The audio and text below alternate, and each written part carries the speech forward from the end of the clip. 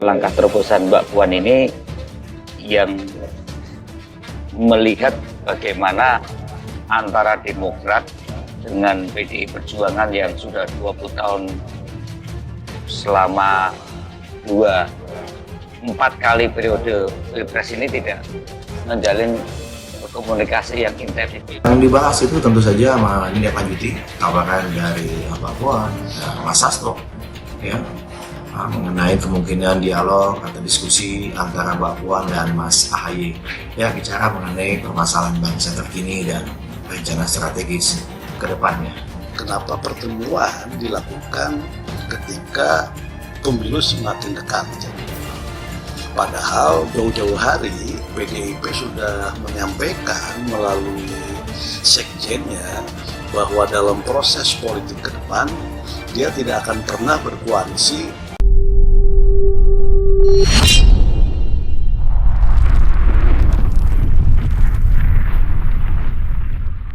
Saya kira Pak Mahfud juga salah satu tokoh yang dalam radar kami. Kenapa?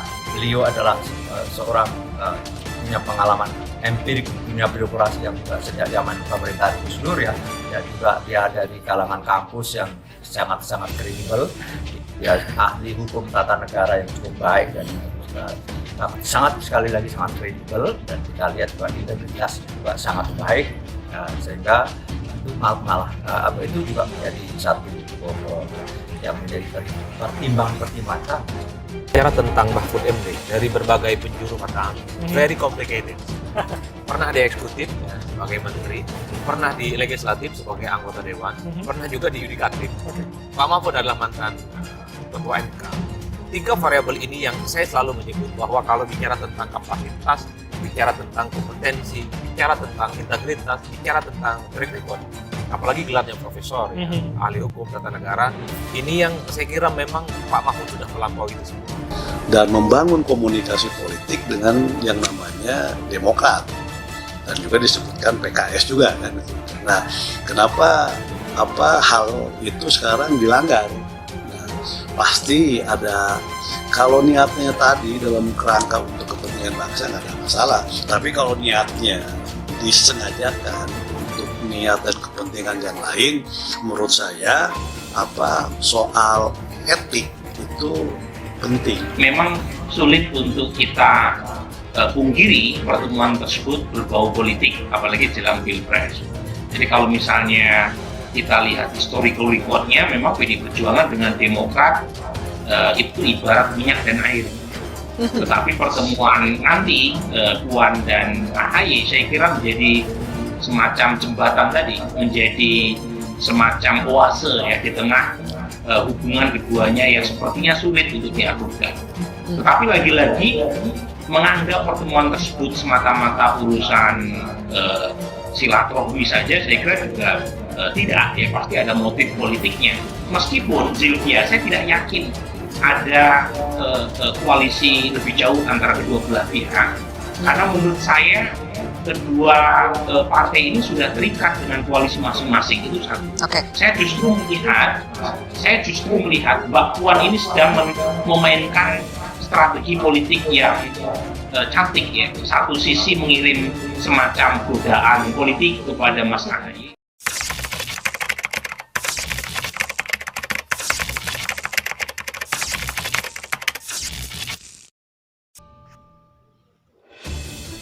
Enam nama pejabat negara disentil akan dampingi Anies Baswedan jadi bakal cawapres di Pilpres 2024.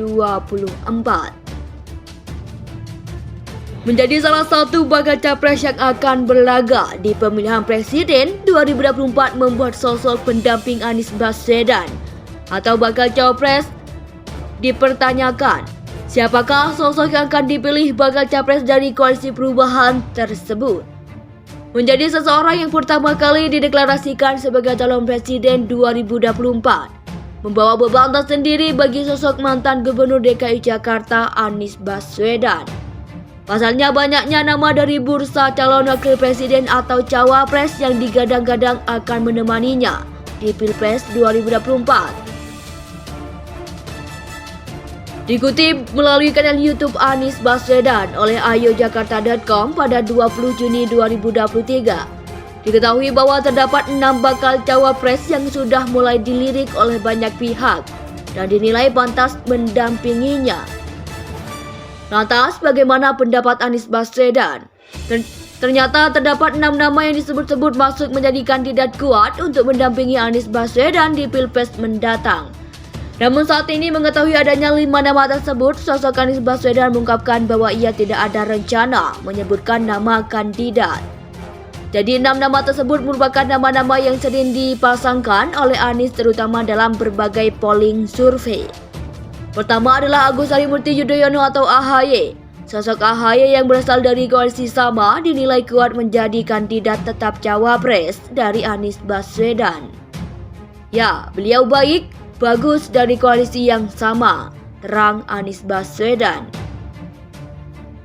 Nama kedua sebagai bakal cawapres adalah Hovifah Indar Parawansa yang merupakan Gubernur Jawa Timur.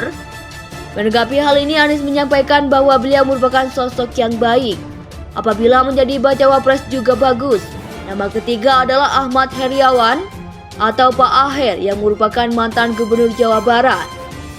Disebutkan oleh Anies bahwa sosok Aher merupakan sosok baik juga.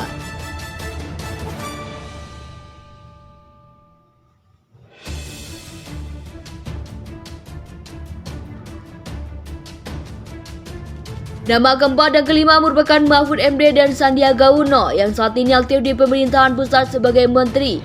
Menurut Anies Baswedan, mereka juga merupakan tokoh yang baik. Sementara nama terakhir adalah Basuki Cahayapurnama atau Ahok yang mana juga dinilai baik oleh Anies. Ada alasan mengapa sosok Anies menjawab semua bakal capres itu baik. Hal ini karena pertanyaan tersebut bukanlah untuk seru-seruan atau lucu-lucuan. Ini memilih pengurus Republik. Jelas sosok mantan Gubernur DKI Jakarta tersebut. Gelarnya profesor, ya, ahli hukum tata negara. Ini yang saya kira memang Pak Mahfud sudah melampaui di sini. Itu jelas sekali bahwa dukungan kepada Mahfud masih kecil walaupun sudah bisa lebih besar dari Hovifah Indar Parawansa yang digadang-gadang dan dijagokan. Berarti sebenarnya pergerakan Pak Mahfud ya atau Mahfud MD itu pergerakan yang ya lumayan berhasil. Ya. Mahfud masuk dalam pembicaraan bursa cawapres ini tidak terlepas ketika Mahfud misalnya belakangan tampil sebagai menteri yang begitu vulgar bicara tentang adanya transaksi yang mencurigakan di Kementerian Keuangan 340 triliun sekian kan. Kasus Sambo memang muncul, tapi kan resultante soal Sambo, aktor utamanya adalah Sambo yang disorot, bukan Mahfud MD-nya.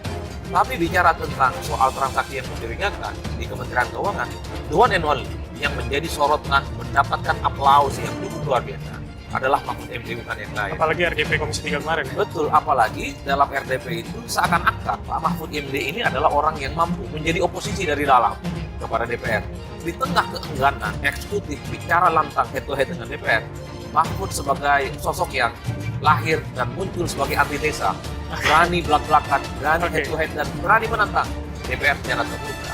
Sejak saat itulah kemudian Mahfud dinilai sebagai sosok yang cukup layak dan pantas untuk maju.